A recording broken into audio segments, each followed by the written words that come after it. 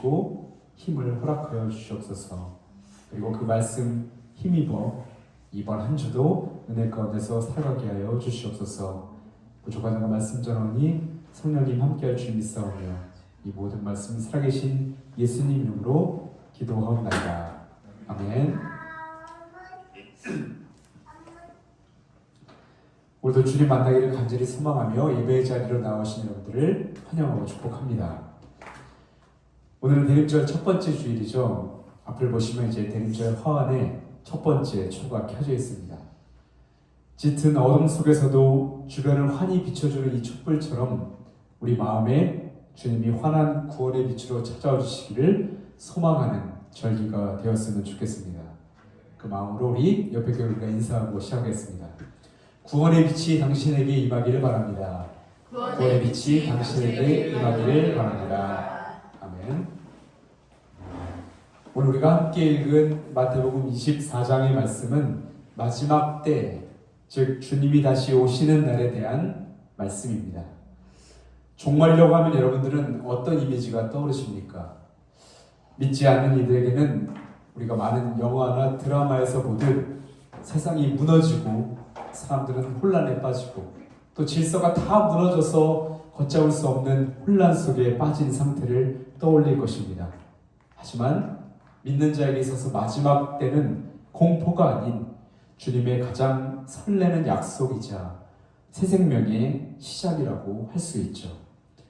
그 다음 오늘 마지막 때 종말의 징조를 통해 주님은 과연 우리에게 어떤 메시지를 주고 싶으신지, 어떤 은혜를 주고 싶으신지 우리가 주님의 귀한 음성 듣는 시간 되시기를 주님의 이름으로 축복합니다. 아멘. 오늘 본문은 예수님이 제자들에게 영원할 것 같았던 예루살렘 성전의 무너짐을 예언하신 후에 언젠가 다시 올 종말의 징조에 대해 말씀하시는 내용 중에 작은 일부분입니다. 37절을 보면 노아의 때와 같이 인자의 임함도 그러하리라. 예수님은 마지막 때를 마치 노아의 때와 같다고 비유하시며 말씀을 시작하시게 되죠. 근데 여러분, 노아의 때라고 하면 어떤 이미지가 떠오르십니까? 창세기 6장 5절부터 6절을 보면 이런 말씀이 있습니다. 여호와께서 사람의 죄악이 세상에 가득함과 그의 마음으로 생각하는 모든 계획이 항상 악할 뿐임을 보시고 땅 위에 사람 지으셨음을 한탄하사 마음에 근심하셨다라고 말씀합니다. 창세기는 분명 그 시대의 그 노아의 시대 사람들이 죄악이 만연했다고 기록을 하죠. 하지만 오늘 말씀에서 예수님은 그들의 범죄 목록을 나열하지 않으십니다. 오히려 아주 평범한 그들의 일상을 묘사하시게 되는데요. 이어지는 38절을 한번 보십시오. 홍수전에 노아가 방주에 들어가던 날까지 사람들이 먹고 마시고 장가들고 시집가고 있으면서 가만히 보면 예수님이 지적하신 이 모습에는 죄가 하나도 없습니다. 먹고 마시고 결혼해서 가정을 이루는 것, 이것은 하나님이 창조 때부터 축복하신 인간의 기본적이고 소중한 일상 아닙니까? 열심히 일해서 가정을 부양하고 함께 맛있는 것을 나눠 먹으며 웃고 떠드는 것, 이것은 사실 지금 우리의 모습과도 전혀 다르지 않기 때문입니다. 그런데 예수님은 이 지극히 정상적인 모습을 마지막 날에 대한 경고의 메시지로 사용하셨던 것일까요? 여기서 우리가 알아야 될 중요한 사실 하나는 그들의 문제가 그들의 일상 자체가 아니었다는 것입니다. 그들의 정말 심각했던 문제는 마음의 방향이 잘못되어 있었다는 것이죠. 예수님은 그것을 지적하고 싶으셨던 것입니다. 루터는 죄의 본질을 가리켜 자기 자신에게로 굽은 마음이라고 표현합니다. 즉 하나님을 향해 열려 있어야 할 마음이 자기 자신과 세상의 즐거움으로만 굽어진 상태를 표현하는 것이죠. 이처럼 노아 시대 사람들은 눈앞에 놓여진 현실, 먹고 사는 문제, 내 자식의 성공, 내 노후의 안락함, 세상적인 쾌락들, 이런 온통 땅의 일에만 마음을 빼앗겨서 정작 그 모든 것을 주신 하나님은 잊고 살았던 것입니다. 다시 말해 세상사에 온 마음이 뺏겨 하나님이 들어오실 틈을 주지 않는 것, 이것은 바로 노아 시대의 자화상이며 노아 시대뿐만 아니라 지금 오늘날 우리들의 위기라고도 할 수 있는 것이죠. 그럼 우리에게 주님은 42절에서 아주 단호하게 명령하십니다. 그러므로 깨어있으라. 어느 날에 너희 주가 임할는지 너희가 알지 못함이니라. 근데 여러분, 우리는 종종 이 말씀을 오해할 때가 있지 않습니까?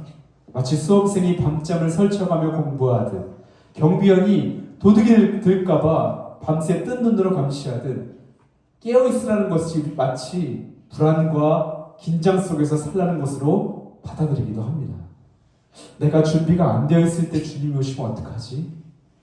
내가 기도도 안 하고 주님과 멀어져 있을 때 그때 오시면 어떡하지? 이런 두려움이 과연 주님이 원하시는 깨어있으라는 의미였을까요? 아니죠. 오늘 두 번째 성서모드였던 로마서 13장 말씀에는 이 깨어있음의 진정한 의미가 무엇인지 우리에게 가르쳐줍니다. 로마서 13장 11절을 보면 바울은 자다가 깰 때가 되었으니 라고 말하며 12절과 14절에서 이렇게 선포합니다. 밤이 깊고 낮이 가까웠으니 그러므로 우리가 어둠의 일을 벗고 빛의 갑옷을 입자. 오직 주 예수 그리스도로 옷 입고 정욕을 위하여 육신의 일을 도모하지 말라. 여러분, 바울은 여기서 깨어있음이란 내가 내 힘으로 눈을 부릅뜨고 버티는 것이 아니라 14절 말씀, 예수 그리스도로 옷을 갈아입는 것이라 말씀합니다. 그럼 여러분, 우리가 언제 예수 그리스도의 옷을 입었습니까? 바로 세례를 받을 때입니다. 갈라디아서 3장 27절은 이렇게 말씀합니다. 누구든지 그리스도와 합하기 위하여 세례를 받은 자는 그리스도로 옷 입었느니라. 아멘. 이 말씀처럼 우리가 하나님 앞에 설 수 있는 근거는 우리가 도덕적으로 완벽하게 살았기 때문이 아닙니다. 예수 그리스도께서 십자가의 보혈로 친히 짜주신 그 의의 옷이 세례를 통하여 우리를 덮고 있기 때문이죠. 마치 탕자가 거짓골을 하고 돌아왔을 때 아버지가 묻지도 따지지도 않고 제일 좋은 옷을 내어 입혀주신 것처럼 그 옷을 입은 순간 탕자는 거지가 아니라 아들의 신분을 회복하게 되는 것처럼 말입니다. 물론 우리는 연약합니다. 여전히 연약합니다. 매일 죄를 짓고 우리 옛 자아는 자꾸만 옛 더러운 옷을 입으라고 우리를 유혹하죠. 그래서 루터가 이렇게 권면했던 것입니다. 우리는 매일 세례를 기억하며 죄된 옛 자아를 회개라는 물속에 수장시키고 다시 태어나야 한다라고 말이죠. 그렇습니다. 오늘 깨어있으라는 주님의 말씀은 너의 힘으로 구원을 준비하라는 율법의 채찍질이 아닙니다. 매일 아침 세수를 하며 우리의 손에 물이 닿을 때마다, 마지막 때의 두려움에 빠질 때마다 그리스도의 은혜를 기억하며 이렇게 고백하라는 것입니다. 나는 세례받은 하나님의 자녀다. 예수 그리스도의 의의 옷이 지금 나를 덮고 있다. 주여 나를 불쌍히 여겨주옵소서. 이 믿음의 선포가 바로 깨어있는 성도의 삶이라고 지금 우리에게 전해주고 있는 것이죠. 그 다음에 여러분, 그리스도로 옷 입은 사람, 즉 영적으로 깨어있는 사람은 이 땅에서 어떻게 살아가야 할까요? 내면의 옷을 갈아입은 사람은 이제 밖으로 드러나는 삶의 태도가 달라지게 됩니다. 나 자신에게로만 굽어있던 마음이 펴져서 이제 하나님과 이웃을 향하게 되죠. 오늘 첫 번째 성서공독이었던 이사야 2장 4절은 그 모습을 이렇게 표현합니다. 무리가 그들의 칼을 쳐서 보습을 만들고 그들의 창을 쳐서 낫을 만들 것이며, 칼이 변하여 보습, 즉 쟁기가 되고 창이 변하여 낫이 되는 세상, 즉 죽임의 도구가 생명을 살리는 도구로 바뀌게 되는 세상. 이것이 바로 장차 오실 주님이 완성하실 평화의 나라이며, 그 나라를 기다리는 성도는 미래에 완성될 그 평화를 오늘 지금 나의 삶의 자리로 가져와야 한다라는 말씀입니다. 그렇습니다. 우리 삶을 돌아보면 우리 부부 사이에서, 부모와 자녀 사이에서, 또 우리 이웃과의 관계에서 날선 말의 칼이 오갈 때가 얼마나 많이 있습니까? 자존심이라는 창으로 서로의 마음을 찔렀던 그 순간이 얼마나 많이 있습니까? 바로 그때 성경은 평화의 왕으로 오신 그 주님을 의지하며 그 칼을 이제는 내려놓으라 말씀합니다. 그리고 그 칼을 두드려서 상대를 세워주고 위로하는 쟁기로 바꾸고 함께 상생하고 열매 맺는 낫으로 바꾸라고 말씀합니다. 그렇습니다. 나를 힘들게 하는 이웃에게 미움 대신 용서의 손을 내미는 것, 분열과 다툼이 있는 곳에 평화의 다리를 내려놓는 것, 그것이 바로 예수 그리스도로 옷 입는 자가 보여주는 빛의 갑옷이며, 저와 여러분이 그렇게 평화의 왕이신 그리스도를 우리의 삶으로 드러내는 귀한 복된 삶을 살기를 주님의 이름으로 축복합니다. 기다림의 자세를 가장 잘 설명해주는 유명한 말이 하나 있습니다. 마틴 루터가 한 말이라고 하는 사람들도 있고, 또 스피노자가 한 말이라고 하는 사람들도 있어서 우리가 정확한 출처는 알 수 없지만 루터의 신학을 잘 대변해주는 한 문장입니다. 여러분들 다 아시는 말씀, 다 아는 구절이죠. 내일 지구가 멸망하더라도 나는 오늘 한 그루의 사과나무를 심겠다.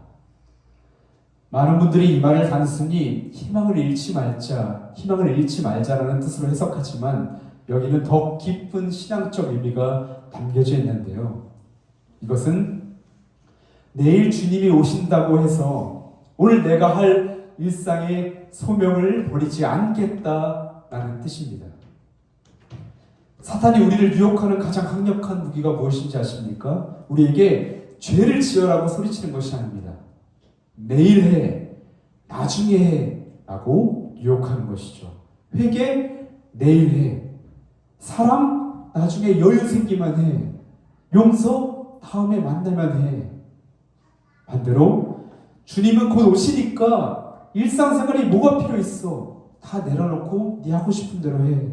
이렇게 현실을 도피하게 만드는 것입니다. 하지만 예수님은 오늘 노아의 때를 기억하라고 말씀합니다. 왜냐? 그 날은 예고 없이 도둑같이 우리에게 찾아올 것이기 때문입니다. 그렇기에 깨어있는 삶은 나중에가 아니라 바로 오늘부터 시작해야 한다는 것이죠.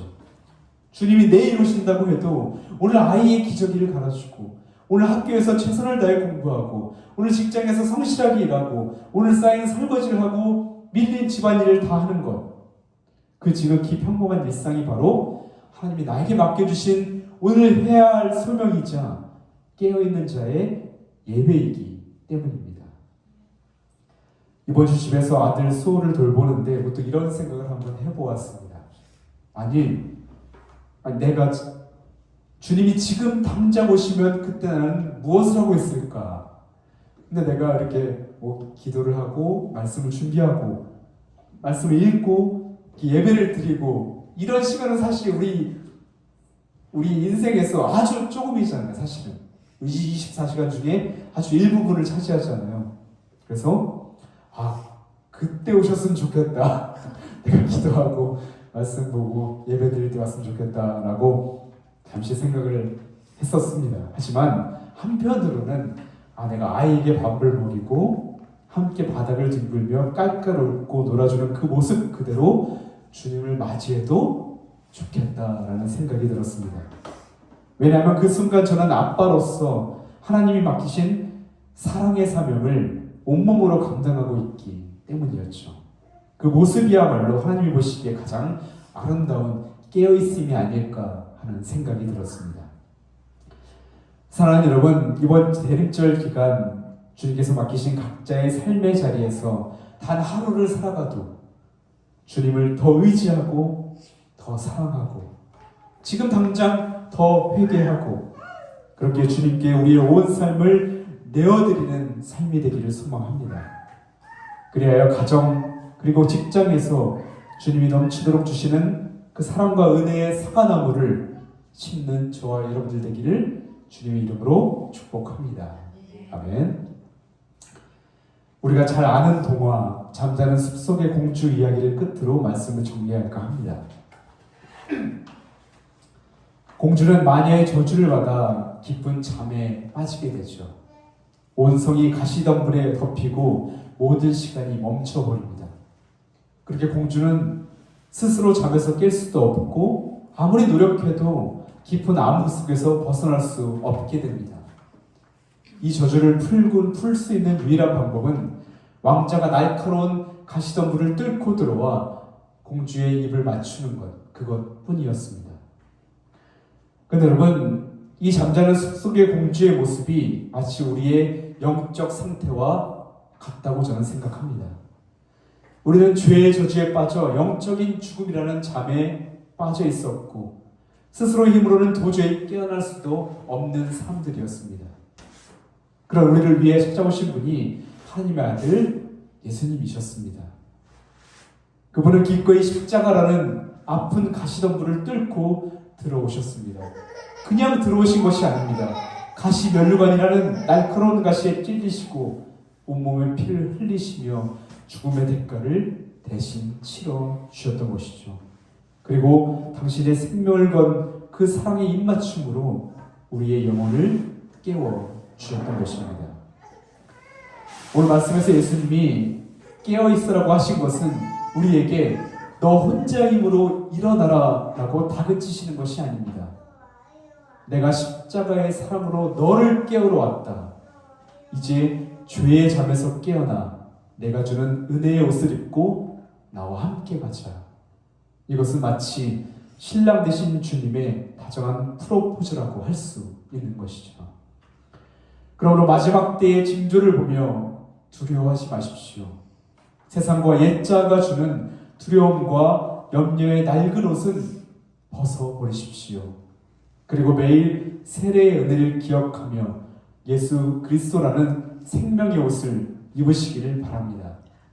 그리하여 대림절 기간 내 손에 들린 미움의 칼을 쳐서 쟁기를 만들고 오늘 하루를 평화의 도구로 살아가며 오늘도 묵묵히 주님께서 맡겨주신 그 일터에서 그 사랑의 자리에서 사과나무 한 그루를 심는 저와 여러분들이 되기를 주님의 이름으로 축복합니다. 아멘. 기도하겠습니다. 하나님 아버지 감사드립니다. 죄와 일상에 갇혀 잠들어 있던 우리를 그리스도의 사랑으로 깨워주시니 감사드립니다. 주님 오실 날을 두려움이 아닌 설렘으로 기다리게 하시며 오늘 우리에게 주어진 평범한 하루가 주님이 기뻐하시는 예배의 자리로 변하게 하여 주시옵소서. 주께 우리의 온 삶을 맡기며 이 모든 말씀 예수님 이름으로 간절히 기도하옵나이다. 아멘.